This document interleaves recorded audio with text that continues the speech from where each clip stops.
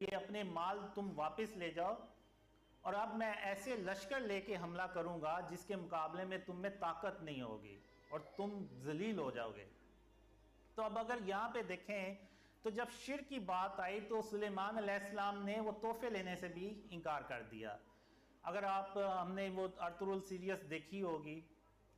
تو وہاں پہ کیا ہوتا تھا، جو کائی قبیلہ تھا وہ کسی ایک بڑے بادشاہ کی سرزمین پہ رہتے تھے اور وہ ان کو ٹیکس پے کرتے تھے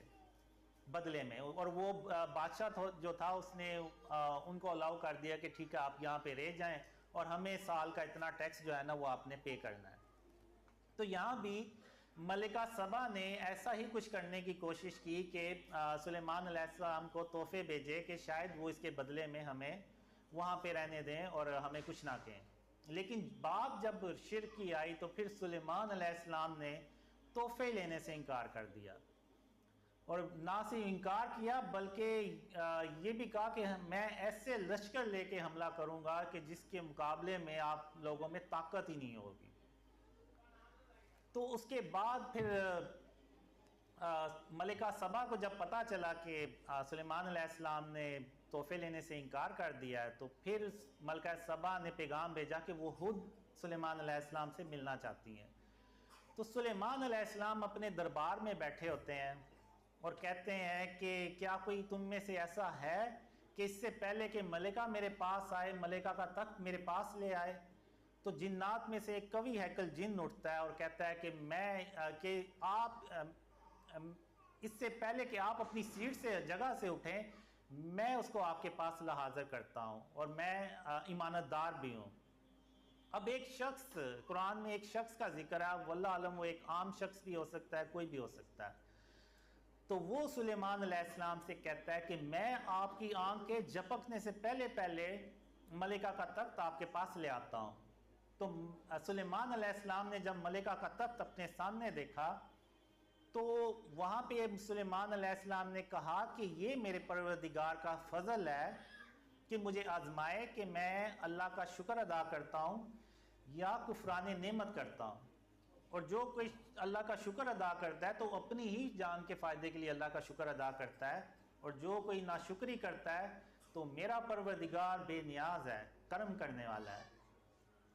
تو یہاں پہ آپ دیکھیں تو سلیمان علیہ السلام اگر چاہتے تو وہ ہواؤں کو خود حکم دیتے تھے اور وہ ہوائیں ملکہ کا تخت لے آتے، لیکن سلیمان علیہ السلام نے یہاں پہ شاید یہ دیکھنا چاہا کہ کیا اللہ نے ایسا علم کسی اور کو بھی دیا جیسا علم ان کے پاس ہے۔ تو جب سلیمان علیہ السلام نے دیکھا کہ ایک عام درباری کے پاس بھی ایسا علم اللہ نے اس کو دیا ہے کہ وہ بھی میری آنکھ کے جھپکنے سے پہلے تخت کو لے آیا ہے، تو ان کے دل میں کوئی کینہ، کوئی بغض، کوئی ایسی چیز نہیں آئی، بلکہ انہوں نے اللہ کا شکر ادا کیا کہ جو علم اللہ نے ان کو سکھایا اس پہ انہوں نے اللہ کا شکر ادا کیا۔ ورنہ اگر آج آپ دیکھیں تو بڑے بڑے علماء ان ڈریمز کی مخالفت کیوں کر رہے ہیں؟ وہ اس لیے کر رہے ہیں کہ ایک ایسے شخص کو اللہ نے خواب دکھا دیے ہیں کہ جس کی نہ داڑھی ہے نہ کوئی نیک اعمال ہیں، تو یہ چیز ان سے جو ہے نا وہ آپ کہہ لیں کہ ہضم ہی نہیں ہو رہی۔ تو اب یہاں پہ اگر کوئی بادشاہ یا کچھ اور ہے تو وہ تو یعنی ان لوگوں کی طرح کہ کوئی ہوتا تو وہ تو یہی کہتا کہ یہ تو میری بادشاہت کو چیلنج کر دیا ہے، یہ تو کل کو اپنی سلطنت بنا لے گا اور یہ کر لے گا، لیکن سلیمان علیہ السلام نے اللہ کا شکر ادا کیا۔ تو ہمیں اللہ کے نبیوں سے سیکھنا چاہیے، ان کی سنت سے، کہ جب ان کے دور میں بھی ایسے واقعات ہوتے تو وہ اللہ کا شکر ادا کرتے تھے، نہ کہ کوئی کینہ اور بغض رکھتے تھے۔ ان علماء کو بھی جب پتہ چلا ان ڈریمز کا تو وہ انہیں اللہ کا شکر ادا کرنا چاہیے تھا کہ اللہ نے جو علم ان کو عطا کیا وہ اسی میں خوش ہیں، لیکن انہوں نے پتہ نہیں عجیب باتیں کرنا شروع کر دیں۔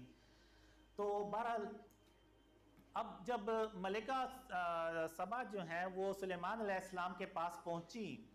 تو اس سے پہلے سلیمان علیہ السلام نے ان کے جو تخت ہے نا اس میں رد و بدل کر دیا کہ دیکھیں کہ ملکہ سوجھ بوجھ رکھتی ہے یا سوجھ بوجھ نہ رکھنے والوں میں سے ہے۔ تو جب ملکہ سبا وہاں پہنچی تو سلیمان علیہ السلام نے کہا کہ کیا آپ کا تخت بھی ایسا ہی ہے؟ تو ملکہ نے اپنے تخت کو جب دیکھا تو اس نے پہچان لیا، تو اس نے کہا کہ یہ تو میرا ہی تخت ہے، اور ہم کو اس سے پہلے ہی سلیمان علیہ السلام کی عظمت اور شان کا علم ہو گیا تھا۔ تو پھر سلیمان علیہ السلام نے کہا کہ اب محل میں چلیے۔ تو جب وہ محل میں گئی تو فرش کا جو محل کا جو فرش تھا نا، اس کو پانی کا حوض سمجھا، یعنی پانی کا تالاب سمجھا، تو اپنے ٹانگوں سے کپڑا اوپر، پنڈلیوں سے اوپر کپڑا کر لیا۔ تو سلیمان علیہ السلام نے کہا کہ یہ ایسا محل ہے جس کے نیچے بھی شیشے جڑے ہوئے ہیں۔ تو اب یہاں پہ جو ملکہ سبا نے ورڈ یوز کیے وہ بھی ان پہ بھی ذرا غور کریں۔ تو ملکہ نے کہا کہ میں اس سے پہلے اپنے اوپر ظلم کرتی آئی تھی، یعنی شرک کرتی رہی تھی، اور اب میں سلیمان علیہ السلام کے ساتھ اللہ رب العالمین پر ایمان لاتی ہوں۔ تو اب یہ جو واقعات ہیں، یہ اللہ نے سلیمان علیہ السلام کا ایک ہی واقعہ ایسا بیان کیا ہے۔ اب ہو سکتا ہے پتہ نہیں کتنی قوموں پہ سلیمان علیہ السلام نے ایسے ہی چڑھائی کی اور ان کو شرک سے منع کیا ہو اور ان کو مسلمان کیا ہو۔ تو اب جو اللہ نے جو معیار بنایا تو وہ بھی جو ہے نا شرک کی بیس پہ بنایا، اور انہی شرک کی بیس پہ ہی شرک کی بیس پہ ہی اللہ نے نبیوں کے رینکس بنائے۔ اب آگے سورہ کاف کو دیکھتے ہیں۔ تو سورہ کاف میں اللہ تعالیٰ نے ارشاد فرمایا ہوا ہے کہ وہ چند لوگ تھے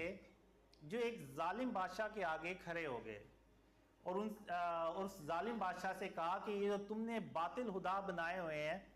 ان کا وجود اللہ کو نہ آسمانوں میں ملتا ہے نہ زمین میں ملتا ہے، اور اس کو شرک کرنے سے منع کیا۔ تو اس بادشاہ نے بجائے اس کے کہ ان اصحاب کاف کی بات سنتے تو ان کو قتل کرنے کے لیے پلان بنایا، تو اللہ نے بھی تدبیر کی اور ان کو غار میں لے گیا، اور 309 سال تک تقریباً غار میں سلائے رکھا اور اپنا ایک معجزہ بنایا۔ اور قرآن میں یہ معجزہ جو ہے یہ بہت زیادہ ڈسکس ہوتا ہے، بہت علماء، ایون سورہ کاف کا تو حدیثوں میں ذکر ہے کہ ہر جمعے کو اس کو ضرور، اور اس کی جو پہلی 10 آیات ہیں وہ دجال کے فتنے سے بچاتی ہیں۔ اور آپ یہاں بھی اندازہ لگائیں کہ یہاں پہ اللہ نے ان کی کوئی نیک عمل کا ذکر نہیں کیا کہ وہ بہت نماز پرہیزگار تھے، دیندار تھے، نہیں۔ اللہ نے یہاں پہ بھی شرک کے اوپر جب انہوں نے سٹانس لیا تو وہ پھر اللہ نے ان کا ذکر کیا قرآن میں اور ان کو اپنا معجزہ بنا دیا۔ اور 309 سال کے بعد جب اصحاب کاف اٹھ کھڑے ہوئے، تو اگر ہم بھی بہت زیادہ تھکے ہوئے ہوں نا تو کوئی 15-16 گھنٹے سوئیں تو ہمیں بھول جاتا ہے پچھلے دن کے کیا ہوا تھا، لیکن آپ دیکھیں یہاں پہ کہ 309 سال سونے کے بعد وہ اٹھتے ہیں، اور وہ اٹھتے ہیں تو سب سے پہلے ہی یہ کہتے ہیں کہ بے شک ہمارا پروردگار آسمان اور زمین کا مالک ہے، اور اس کے سوا ہم کسی کو معبود سمجھ کر نہیں پکاریں گے، اور اگر ہم نے ایسا کبھی کیا تو ہم بے عقلی کی بات کریں گے۔ اور ان لوگوں نے اللہ کے سوا اور معبودوں کو بنا لیا ہے، اور یہ ان کے بارے میں کھلی دلیل کیوں نہیں لاتے؟ یعنی ان کے پاس کوئی دلیل نہیں ہوتی سوائے اس کے کہ کیونکہ ہمارے باپ دادا ان کو پوچھتے آئے تو اس لیے ہم بھی پوچھ جائیں گے، لیکن وہ اپنے دماغ کو یہ استعمال نہیں کریں گے۔ پھر آپ دیکھیں حضرت لقمان کا اللہ نے ذکر کیا قرآن میں، ان کا بھی اللہ نے کوئی اس طرح سے بیان نہیں کیا کہ وہ بہت عبادت گزار تھے، پرہیزگار، بہت عبادت گار تھے۔ وہاں بھی اللہ نے ان کی جو کوالٹی بیان کی